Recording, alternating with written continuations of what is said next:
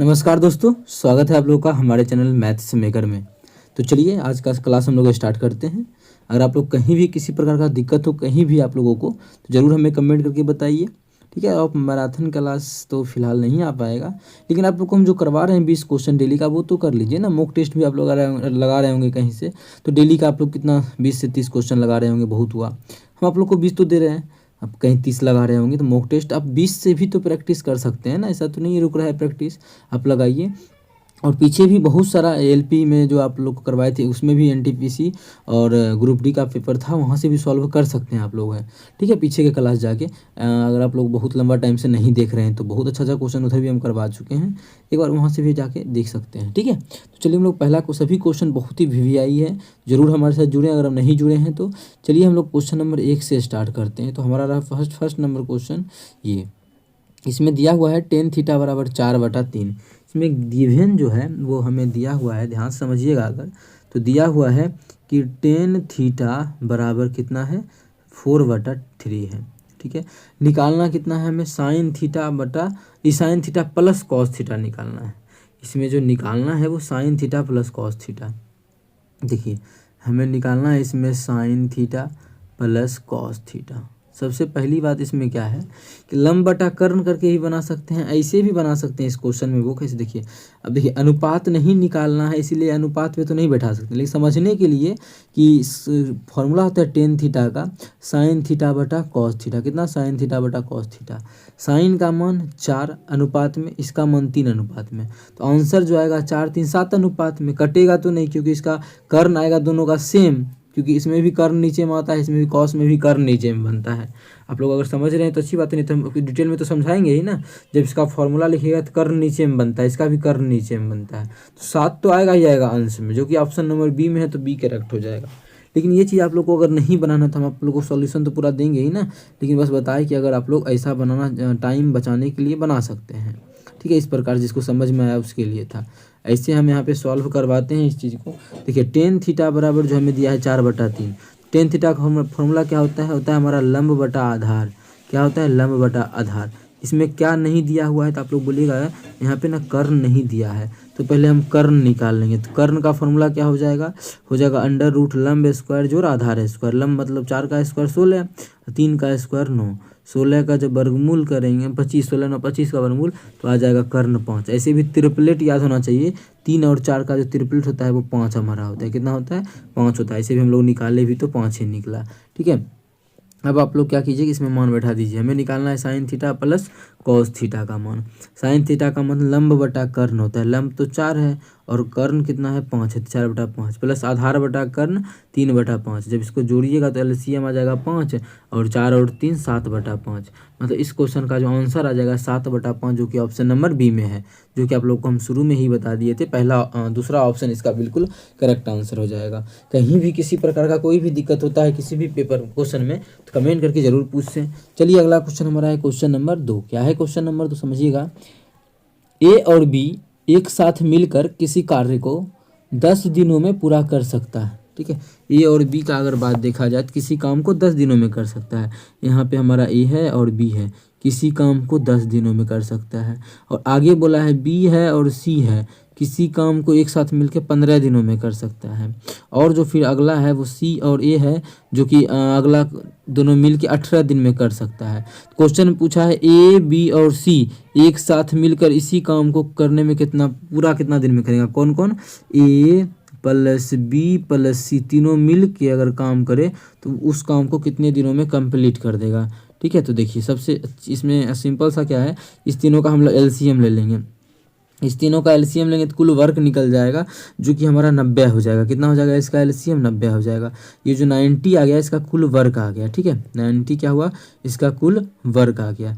90 इसका कुल वर्क हो गया। तो ए और बी जो है 10 यूनिट, अगर हम यहाँ से देखें ए और बी की बात करें तो 10 दिन में 90 यूनिट काम करता है। पूरा काम तो हमारा टोटल वर्क आ गया है 90 यूनिट, मतलब 10 दिन में 90 यूनिट काम करता है। ठीक है, 10 दिन में 90 यूनिट। एक सेकेंड, इसको हम इसका कलर यहाँ से भाग गया, एक कितना 90 यूनिट काम करता है, तो एक दिन में कितना काम करेगा, 10 दिन में 90, तो एक दिन में ये करेगा 9, उसी प्रकार से करेगा 6 और ये 18 25 90 5 करेगा। हमें क्वेश्चन में पूछा गया है कि तीनों मिला करके, तीनों को जब मिलाएंगे तो पहले यहाँ देखते हैं क्या आता है जोड़ने के बाद। तो 2 ए है, 2 बी है, 2 सी है, 2 सब है, तो यहाँ से क्या करते हैं 2 कॉमन ले लिए, तो क्या बच गया एक ए बी और सी, 2 कॉमन लिए, और इधर कितना आ गया 9 6 15 5 20, 20 काम आ गया। जब यहाँ से काटेंगे तो कितना 10, मतलब ए प्लस बी प्लस सी जो है एक दिन में 10 यूनिट काम करता है, ठीक है। और कुल काम कितना है 90 है, 90 कुल काम है, एक दिन में 10 काम करता है, तो 10 10 से भाग कर देंगे, तो कुल काम को ख़त्म करने में ए और बी ए बी सी जो है तीनों मिलके वो 9 दिन का समय लेगा, जो कि ऑप्शन नंबर किस में है, ऑप्शन ए में है। तो ऑप्शन ए हमारा बिल्कुल करेक्ट आंसर हो जाएगा। कौन सा option, option C, option C हमारा बिल्कुल करेक्ट आंसर हो जाएगा। उम्मीद करते हैं दोस्तों समझ में आ गया होगा। अगला क्वेश्चन हमारा देखिएगा, क्वेश्चन नंबर क्या है, एक निश्चित बहुत ही अच्छा क्वेश्चन है ये, समझिएगा। एक निश्चित दूरी वाली सड़क पर एक कार की सामान्य औसत चाल 50 किलोमीटर प्रति घंटा है। नॉर्मल स्पीड इसमें दिया हुआ है, इसका जो नॉर्मल स्पीड है, नॉर्मल स्पीड वो 50 किलोमीटर पर आवर कितना है, 50 किलोमीटर पर आवर गिवन है। आगे बोला एक विशेष दिन औसत गति सामान्य गति से 1/10 कम थी। तो एक विशेष दिन देखा गया, किसी दिन, मानिए ये था स्पीड 1, ठीक है, पहला किसी दिन, और स्पीड 2 किसी दिन ये देखा गया स्पीड इसका कि जितना नॉर्मल स्पीड था ना उससे क्या था, कम था। कितना कम था, 1/10, इसका 1/10, डायरेक्ट 9/10 भी कर सकते थे तो निकल जाता, मतलब इसका 45, 9/10 भी निकालते तो 45 से निकलता। समझे क्या बोले, ये 50 में इसका 1/10 घटा दीजिए तो कम हो गया, कि बोला था ना 1/10 कम, या डायरेक्ट क्या कीजिए 50 1/10 कम का मतलब क्या हुआ 9/10, जब काटते तो 9 × 45 डायरेक्ट निकल जाता। ये चीज़ भी कर सकते हैं। अब दूसरा दिन, एक विशेष दिन, इतना स्पीड के कारण क्या हुआ, या परिणाम स्वरूप यात्रा समाप्त करने में 18 मिनट अधिक समय लगा। तो सड़क की यह दूरी किलोमीटर में कितनी है, मतलब इस दिन जितना भी समय, माने इस दिन 12 बजे पहुंचा, इस दिन अगर 12 बजे पहुंचा तो इस दिन क्या हुआ, एक विशेष दिन कम स्पीड से गया तो 12:18 18 मिनट अधिक लगा, तो 12:18 में पहुंचा होगा एक विशेष दिन, ऐसा ये बोला गया है। मतलब दोनों के बीच के समय का डिफरेंस कितना है, समय का जो डिफरेंस है वो हमारा दिया हुआ है इसमें 18 मिनट। तो ऐसा क्वेश्चन बताए थे कि 2 चाल दिया रहे और समय का डिफरेंस दिया रहे और दूरी निकालना हो, तो सिंपल सा फॉर्मूला होता है, दूरी डिस्टेंस बराबर दोनों चालों का गुणनफल। तो एगो चाल कितना है 10, दूसरा चाल कितना है 50 और 45, इसका नीचे में क्या लिखते हैं, दोनों चालों का अंतर, 45 में 50 में 45 किया 5, गुना जो करते हैं वो डिफरेंस ऑफ टाइम से करते हैं। टाइम का डिफरेंस कितना है 18 मिनट है, 18 घंटा में बदलेंगे तो 60 से भाग कर देंगे तो हो जाएगा घंटा। अच्छा यहाँ कटेगा क्या, ये 10 बार में कट जाएगा, 10 से ये 0 गया, 6 से काटेंगे 6 3 18, 45 दिया 135, डी बराबर जो आ जाएगा 135 किलोमीटर। तो डिस्टेंस जो निकालना था हमें इस क्वेश्चन में, तो डिस्टेंस इसका आ गया 135 किलोमीटर। किसी ऑप्शन में अगर है तो वही मेरा आंसर होगा, अगर नहीं है तो वो क्वेश्चन सभी गलत होगा, क्योंकि ये तरीका बहुत ही अच्छा है, आप लोग को हम समझा चुके हैं। तो कुल जो दूरी निकालना था किलोमीटर में 135 नहीं, हाँ ऑप्शन ए में है 135, तो ऑप्शन ए हमारा 135 किलोमीटर आंसर हो जाएगा। ठीक है, डिस्टेंस अगर 2 चाल दिया रहे और डिफरेंस ऑफ टाइम दिया रहे, समय का अंतर, तो हम लोग बैठा सकते हैं इस फॉर्मूला पे। ठीक है, कि दोनों चालों का गुणनफल बटा दोनों चालों का अंतर गुना difference of time, delta T भी बोल सकते हैं, डिफरेंस ऑफ टाइम, इनमें कितना समय का डिफरेंस चल रहा है। ठीक है, चलिए अगला क्वेश्चन पे चलते हैं। हमारा क्वेश्चन नंबर 4 है। ये सभी क्वेश्चन में एक्स वाई नहीं मानना है, जो मन करे लगातार संख्या मान के इस सभी क्वेश्चन को सॉल्व किया जाता है, जो आप लोग के अभी सामने यहाँ पे लिखा हुआ है क्वेश्चन। क्या है क्वेश्चन, 7 क्रमागत संख्याओं एक अनुक्रम पर विचार कीजिए। 7 को संख्या के एक अनुक्रम पर क्या करना है, विचार करना है, जिसमें यदि पहली 5 संख्याओं का औसत जड़ है और अंतिम 3 संख्याओं का औसत ज्ञात कीजिए। अंतिम 3 संख्याओं का औसत निकालना है। ठीक है, अंतिम जो 3 को संख्या, डायरेक्ट इसका आंसर हो जाएगा ये, कैसे तो समझिएगा। लगातार 7 संख्या, कितना संख्या लेना है, लगातार जो संख्या का बात किया है वो 7 को संख्या ले लेना है। चलिए ले लेते हैं, एक से ही स्टार्ट करते हैं, जो मन जहाँ से स्टार्ट कर सकते हैं, जहाँ से मन करे, लेकिन वह संख्या जो होना चाहिए वो लगातार होना चाहिए। जैसे मेरा मन किया पहला से, तो एक से ही स्टार्ट करते हैं, तो 1 2 3 4 5 6 7, तो ये हमारा बन गया है 7 लगातार संख्या, जिसमें कि बोला पहली 5 को संख्या पकड़ ले। अगर पहला 5 संख्या पकड़ लीजिए, 5 को पकड़ लिए, तो पहली 5 संख्याओं का औसत कितना बोला है, पहली 5 संख्याओं का औसत जेड है, जेड बोला है क्वेश्चन में। और हम लोग के अनुसार पहली 5 संख्याओं का औसत कितना है, अगर हम लोग अपने अनुसार देखें तो पहली 5 संख्याओं का औसत, पहले हम इसको कलर, पहली 5 संख्याओं का औसत जो हो जाएगा हम लोग के अनुसार वो कितना, 3 हो जाएगा। देखिए तो पहली 5 संख्याओं का औसत कितना हो जाएगा, ये 3। IC का मान क्वेश्चन में बोला है कि जेड है, ठीक है। हम लोग जेड दिया है कि पहली 5 संख्याओं का औसत जेड है, हम लोग 3 मान लिए हैं, मतलब हम लोग का 3 आ गया, अगर जो हम लोग माने उसके अकॉर्डिंग। आगे क्या बोला है, तो अंतिम 3 संख्याओं का औसत कितना होगा, अंतिम में जो 3 गो संख्या इसका औसत, अंतिम में तो 3 गो संख्या कौन सा है, अंतिम में जो 3 गो संख्या ये है, इसका औसत पूछ रहा है कि इसका औसत कितना हो जाएगा अंतिम में ये तीनों संख्या का। सबसे पहले बात, अगर अंतिम 3 संख्याओं का औसत बोले तो अंतिम 3 संख्याओं का औसत तो हमारा अभी देखिए तो ये हो जाएगा, क्योंकि बीच वाला औसत होता है ना, अगर लगातार संख्या है तो औसत होता है बीच वाला, तो औसत कितना हो जाएगा 6। तो पहले से कितना अधिक है, पहले से 3 अधिक है, पहले 3 था तो अब 6 हो गया, मतलब पहले जेड था तो अब हो जाएगा जेड प्लस 3, जो कि ऑप्शन नंबर ए में है। तो ऑप्शन ए हमारा बिल्कुल करेक्ट आंसर हो जाएगा। कौन सा ऑप्शन, ऑप्शन ए। ऐसा नहीं है कि शुरू से ही कोई भी संख्या मानना है, जो मन करे, जैसे मान किसी का मन करे 15 से मानेंगे तो 7 को संख्या कितना हो जाएगा, 15 16 17 18 19 20 21 और 22, 7 संख्या पूर गया, ठीक है। इसमें देखिए 7 को पूर गया ना, 4 4 8 संख्या पूर गया ना, तो 7 संख्या लेना था, 15 सही था, हाँ 7 संख्या पूर गया। अच्छा, इसका बोला है शुरू में 5 को संख्या का एवरेज कितना, तो देखिए शुरू के 5 को संख्या का एवरेज पकड़ेंगे 17, तो हम लोग क्वेश्चन में जो क्या बोला है जेड, और जो कि हम लोग का आ गया 17। अगर अंतिम में 3 को संख्या पकड़े तो अब उसका एवरेज कितना हो जाएगा 20, बीच वाला संख्या एवरेज होता है, तो पहले से कितना बढ़ गया, 3 बढ़ गया, तो ये संख्या भी हमारा हो जाएगा जेड प्लस 3, कितना जेड प्लस 3। तो जो मन करे सो मान सकते हैं, ठीक है। तो आंसर सेम आएगा हर एक कंडीशन में, लेकिन हम लोग हमेशा क्या करते हैं, एक छोटा सा मान मानते हैं जिससे कि जल्दी से आंसर टिक हो जाए। अगला क्वेश्चन हमारा है क्वेश्चन नंबर 5। देखिएगा क्वेश्चन नंबर 5 क्या है, ए के वेतन का और बी के वेतन का अनुपात दिया हुआ है। ए का वेतन और बी का वेतन का जो अनुपात है वो 4:5 है। कितना है, 4:5। ये क्वेश्चन में हमें गिवन है। आगे क्या बोला है क्वेश्चन में, देखिए तो ए के वेतन का 10% की वृद्धि हुई और बी के वेतन में 20% की वृद्धि हुई, तो ए और बी के वेतन का अनुपात क्या होगा। वृद्धि के बाद इसके वेतन का पूछ रहा है क्वेश्चन में कि क्या इतना होगा इसका अनुपात। सिंपल सा है।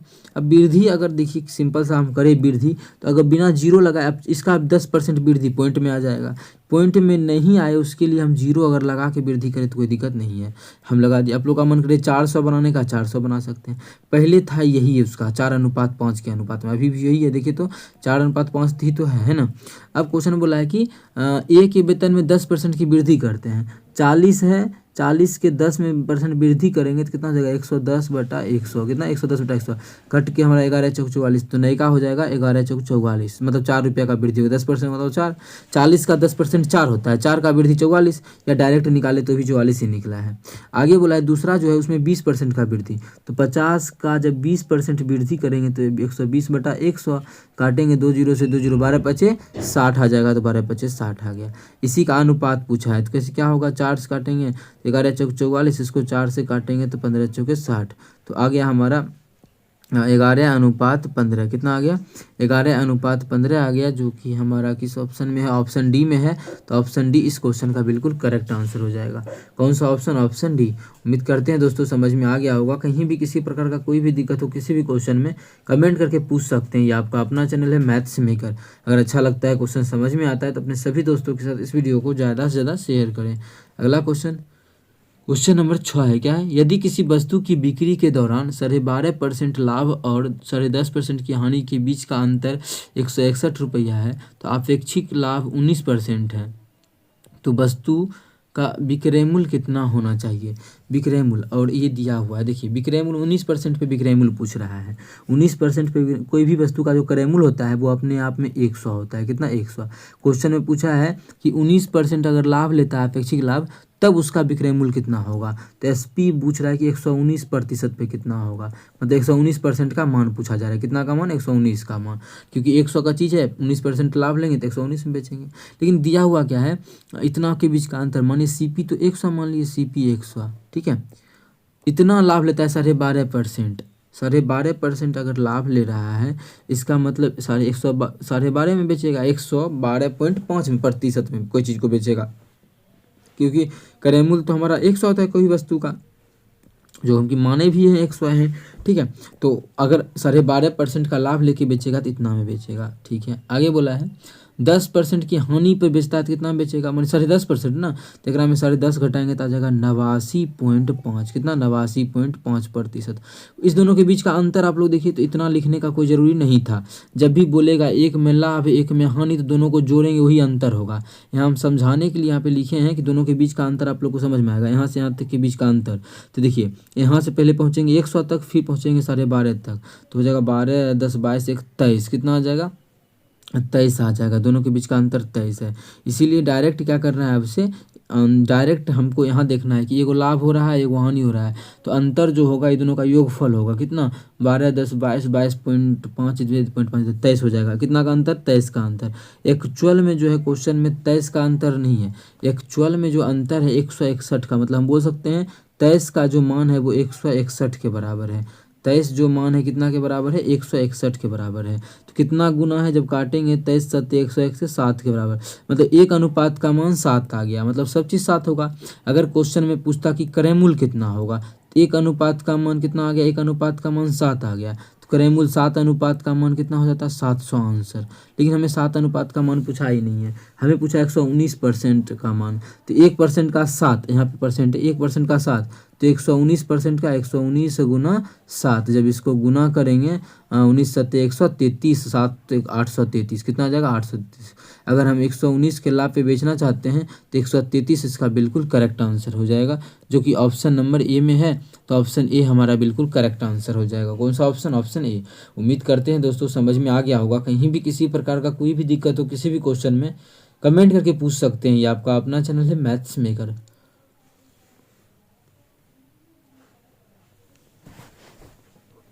अगला क्वेश्चन हमारा है क्वेश्चन नंबर 7। x बराबर इतना दिया है, y बराबर इतना दिया है, तो पूछा क्या, इस पे ध्यान दीजिए। पूछा है 3 × x + y, क्या पूछा गया है, 3 × x + y का मान। मतलब यहाँ से किस क्वेश्चन में बताना चाह रहा है कि जो भी आंसर होगा ना, देखिए यहाँ पे जो भी आंसर होगा, जो भी x + y का मान होगा, मानिए जो भी x + y का मान हो गया, मानिए 10, 20 कुछ भी, लेकिन उसमें 3 से तो गुना होगा, यहाँ 3 है, मतलब डायरेक्टली यहाँ पे ये बोलना चाह रहा है जो भी आंसर होगा वो हमारा मल्टीपल होगा, कितना का, 3 का। क्या ये मल्टीपल है 3 का, नहीं, गलत, ये है, नहीं है, ये है, नहीं है, एक ही ऑप्शन 3 का मल्टीपल है, ऑप्शन नंबर सी। तो ऑप्शन सी बिल्कुल करेक्ट आंसर हो जाएगा, क्योंकि यहाँ पे 3 का गुना हो रहा है। तो जो x + y का मान आएगा ओकरो में 3 से गुना करेंगे तभी आंसर मिलेगा। इसका मतलब आंसर में जो होगा वो 3 का गुना हुआ रहेगा। तो हम लोग 3 का गुना मार दिए इस प्रकार से। लेकिन 2 ऑप्शन ऐसा रहता तो क्या करते, तो उस कंडीशन में फिर हमें इस क्वेश्चन को सॉल्व करना पड़ता बना के। तो चलिए इस क्वेश्चन को बना के भी सॉल्व करते हैं। ऐसे आप लोगों के लिए इस प्रकार से क्वेश्चन को बना सकते हैं। बहुत सारा तरीका है। डायरेक्ट अगर दोनों एक दूसरे का रेसिप्रोकल हो, जैसे देख सकते हैं आप लोग, इसका ये रेसिप्रोकल है, अगर रेसिप्रोकल हो तो डायरेक्ट इसका सॉल्व करने का तरीका होता है, ठीक है, डायरेक्ट। लेकिन आप लोग को हम थोड़ा बेसिक से ही इसको सॉल्व करवा देते हैं। डायरेक्ट क्या सॉल्व करना, क्या निकालना है हमें निकालना है x + y, हमें निकालना है 3 × x + y का y। अब देखिए क्या हो जाएगा, 3 × x का मान कितना है, तो हमारा है √3 + 1 डिवाइडेड बाय √3 - 1। इसमें जोड़ देंगे y का मान, y कितना है, तो है √3 - 1 बटा √3 + 1, ये हमारा क्या है, y का मान है। यहाँ से इसको सॉल्व जब करेंगे तो एलसीएम लेना पड़ेगा। जब इसका हम एलसीएम लेते हैं तो क्या हो जाएगा, 3 × ठीक है। एलसीएम लेंगे तो देखिए एलसीएम ये दोनों का गुणनफल आएगा, मतलब एक बार प्लस एक बार माइनस, डायरेक्ट हम लिखना चाहें तो लिख सकते हैं ए स्क्वायर माइनस बी स्क्वायर, मतलब √3 का स्क्वायर 3 माइनस 1 का स्क्वायर, ठीक है। अब देखिए जब यहाँ पे भाग करेंगे तो इन दोनों को गुना करेंगे तो क्या हो जाएगा, √3 + 1 का होल स्क्वायर, √3 + 1 का होल स्क्वायर, प्लस इधर हो जाएगा √3 - 1 का होल स्क्वायर। यहाँ से भी देखिए होल स्क्वायर करने का कोई ज़रूरी नहीं है, क्यों, यहाँ पे देखिए जब सॉल्व इसको करेंगे तो ऊपर में 3 है तो ठीक है, नीचे में क्या आएगा, ये दोनों घट के 2 का 2 रह जाएगा, अंदर में मेन है सॉल्व करना ये। इसको अगर आप होल स्क्वायर लिखते हैं, होल स्क्वायर लिखते हैं a + b का होल स्क्वायर, फिर a - b का होल स्क्वायर, तो बहुत टाइम जाएगा। यहाँ से आप लोग को हम जो बताएं उस पर फोकस कर सकते हैं कि जब a + b के होल स्क्वायर में देखिए सेम सेम चीज़ है, एक बार प्लस एक बार माइनस है, a + b के होल स्क्वायर में जब जोड़ते हैं a - b का होल स्क्वायर तो 2 × a² - b स्क्वायर होता है, क्या होता है, सॉरी 2 × a² + b स्क्वायर। ऐसे भी अगर समझ में नहीं आया इस चीज़ तो समझिएगा, जब इसका होल स्क्वायर करेंगे तो +2ab आएगा, इसका करेंगे तो -2ab आ जाएगा, कट जाएगा, दोनों सेम सेम है, तो बचेगा क्या, बचेगा इसका भी a², इसका भी a², तो 2a² हो जाएगा 2 × a², कितना हो जाएगा, √3 का स्क्वायर 3 अब प्लस b², तो 3 + 1, 3 + 1 ही रह जाएगा, 1 का स्क्वायर 1, जब सॉल्व करेंगे तो 2 से 2 खत्म हो जाएगा, तो हो गया 3 × 3 = 4, तो 4 × 3 = 12, तो इसका आंसर जो है वो 12 बिल्कुल करेक्ट हो जाएगा, जो कि ऑप्शन नंबर 3 में है, जो कि हम लोग शुरू में ही 3 का मल्टीपल जो क्वेश्चन आंसर ऑप्शन था उसको टिक कर चुके हैं। लेकिन इस तरीके से बनाते हैं तो आप लोग इतना टाइम लगेगा, लेकिन आप लोग अगर देखते हैं कि कौन सा ऑप्शन 3 का मल्टीपल है वही मेरा आंसर होगा, तो आप लोग सेकेंडों में इस क्वेश्चन का आंसर ऑप्शन सी मार सकते थे, ठीक है। अगला क्वेश्चन नंबर 8 है, क्या है, एक दुकानदार सामान बेचते और खरीदते समय 10% की सीमा तक बेईमानी करता है, अंततः जब वह पकड़ा गया और दंडित किया गया तब वह कितने प्रतिशत का लाभ कमा रहा था। देखिए एक क्वेश्चन ये है जो कि बहुत सारे ग्रुप में भी एक बच्चा, बहुत सारा बच्चा भेजा था, एक नहीं बहुत, उसमें हम डाउट क्लियर भी किए थे। इसका ना लगभग बुक में ही इसका आंसर गलत दिया हुआ है, ठीक है, लगभग बुक में 21% ही आंसर देगा, आप लोग को देखिएगा इसका आंसर जो है लगभग बुक में 21% देगा। देखिए ये भी गलत है, ये भी गलत है, ये भी गलत है, ये भी, मतलब ये सब तो ऑप्शन मानी बेकार ही है, 21 ही आंसर किया है ये लोग कि सक्सेसिव लगा दिए, 10 का मतलब 10 + 10 + 10 × 10/100, छूट का कि 10% खरीदते समय 10% बेचते समय, लेकिन ये गलत है। क्यों गलत है इसका ट्रिक हम बताते हैं आप लोग को,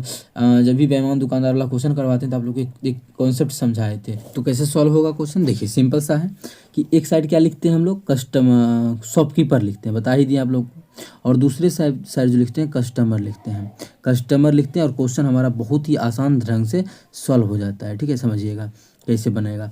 अब देखिए 10% का क्या हुआ, खरीदते समय बेईमानी किया, मतलब दुकानदार जब खरीदने गया है तो 10% का बेईमानी किया, मतलब वो अपने घर जो चीज़ लाया होगा कितने का लाया होगा, वो अपने 10% का बेईमानी का 10% का फ्रैक्शन वैल्यू हम अभी 10 में ही सॉल्व करते हैं, तो 10/100 काटेंगे नहीं, 1/10 नहीं, अभी सिंपल सा हम कर रहे हैं, ठीक है। तो 10/100 मतलब कोई चीज़ अगर 100 है, 100 का है, ठीक है, तो 10% का लाभ लेके 110 में बेचेंगे, अगर बेचने उचने का बात की तब यहाँ पे 10% का ये बेईमानी किया है, मतलब कोई चीज़ अगर 100 का मानी है उस पर 10% का लाभ लेके 110 उस पर लिखा हुआ है वो 100 का आया है उसके घर में सामान, जबकि वह चीज़ कितना था वहाँ पे जब दुकान में रखा हुआ था वहाँ से 110 का था, बेईमानी करके जो ले आया है वो 100 में ले आया है। आगे जब बेचने का बात आया तो बेचने में भी हुआ कि 10% का क्या किया, बेईमानी किया। यहाँ बोला है ना कि खरीदते और बेचते दोनों समय, तो बेचते समय क्या किया, तो बेचते समय भी 10% का बेईमानी किया, कैसे, तो 10% का बेईमानी मतलब वही सेम 10% का फ्रैक्शन वैल्यू कितना हो जाएगा, 10/100।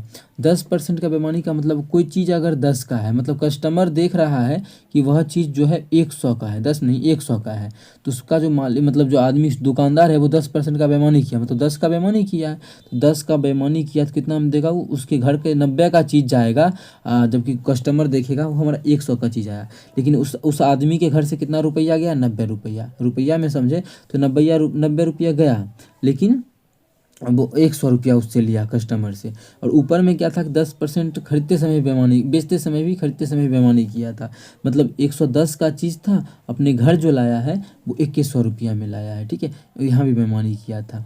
अब देखिए यहाँ से क्या करेंगे, सिंपल कुछ कटेगा तो काट लेंगे। ये 0 से 0 गया, 0 से 0 गया, ये 9 हो गया और ये जो हमारा 11 हो गया। कितना का लाभ हो रहा है देखिए, तो लाभ जो हो रहा है 2 का लाभ हो रहा है, 2 का लाभ हो रहा है। लाभ 2 पे किसका हो रहा है, 2 का लाभ 9 पे हो रहा है ना, 9 पे हो रहा है। अब प्रतिशत निकालने के लिए 100 से गुना कर देंगे तो कितना हो जाएगा, ये हमारा सिंपल सा हो जाएगा 200/9। कितना हो जाएगा, 200/9% का। इसको तोड़ेंगे तो आ जाएगा 22 सही 2/9% का लाभ हो रहा है। तो कितने का लाभ हो रहा है, 22 सही 2/9% का, जो कि हमारा ऑप्शन नंबर किसी में नहीं है। तो सारा का सारा आप लोग को बोल ही दिए। ये आप लोग कहीं और से कीजिएगा तो आप लोग को इसका सटीक आंसर मिल जाएगा, जो कि आप लोग को हम करवा दिए हैं। बुक में इसका एक किसी वो बुक क्या कहते हैं, RS अग्रवाल का जो बुक है उसमें भी इसका आंसर गलत ही दिया है। किरण का जो बुक है उसमें भी आंसर एक ही क्वेश्चन इस टाइप का है। खरीदते और बेचते समय में एक ही क्वेश्चन यही समय अभी पूछा जा रहा है। फिलहाल पूछा गया कुछ दिन पहले, SSC में पूछा गया था। लेकिन इस ये जो क्वेश्चन आप लोग को हम दिखा रहे हैं NTPC में पूछा गया क्वेश्चन है। ठीक है, NTPC का पेपर है जो कि आया हुआ है। ये NTPC का ही पेपर हम एक बार अगर देखना चाहे तो ये हमारा जो है पेपर है किस एग्ज़ाम का है, खरीदते NTPC का है, 9 फरवरी 2021 शिफ्ट जो है फर्स्ट शिफ्ट में पूछा गया था। ठीक है, देखिए जिसका क्या आंसर हो जाएगा 22 सही 2/9%।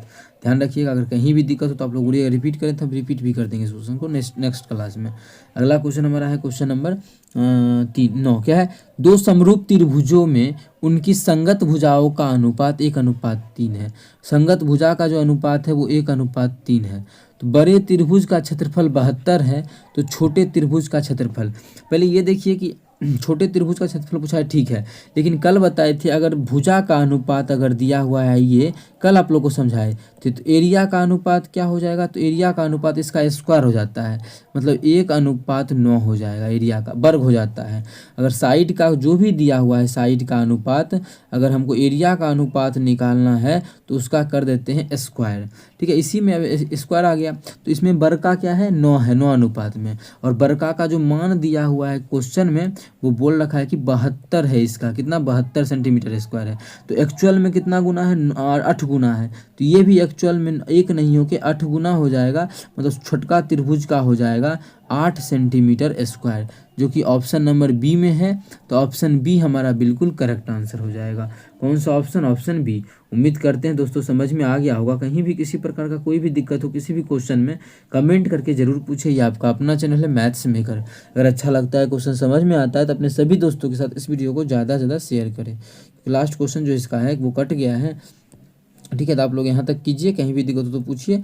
ये क्वेश्चन कट जाएगा, ऐसे भी होमवर्क देते ये क्वेश्चन, मतलब यहाँ पे कुछ पता नहीं क्या हुआ, नहीं लॉक तो नहीं लगा हुआ है, चेक लॉक भी नहीं है, कोई बात नहीं है, छोड़िए। ठीक है, तो चलिए मिलेंगे नेक्स्ट वीडियो में। Thank you.